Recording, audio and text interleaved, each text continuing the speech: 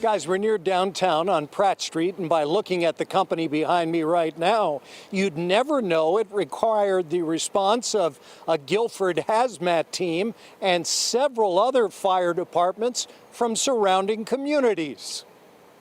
Just before 11 this morning, employees of CRC Chrome, a plating company, dumped lacquer into a heated rinse tank, causing a reaction that flashed over the sides of the tank, injuring 2 employees and causing the roof to catch fire. It's a plating company, so they have quite a few chemicals in there, including acids, etc. So those are the ones that we're concerned with, the ones that are really toxic.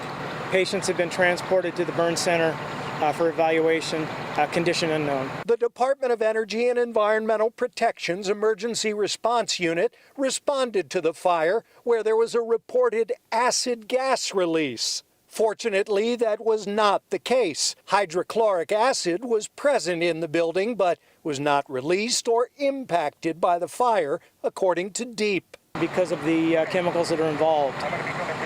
So it's going to be a very slow, long process to take care of this scene. And fighting a fire like this requires a very different approach than your traditional fire. Typically, we don't worry too much about how much water we're putting into a building.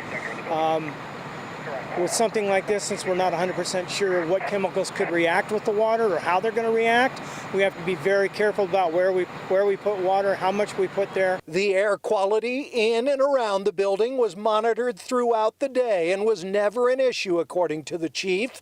So no residents who live on the street behind this business were required to evacuate.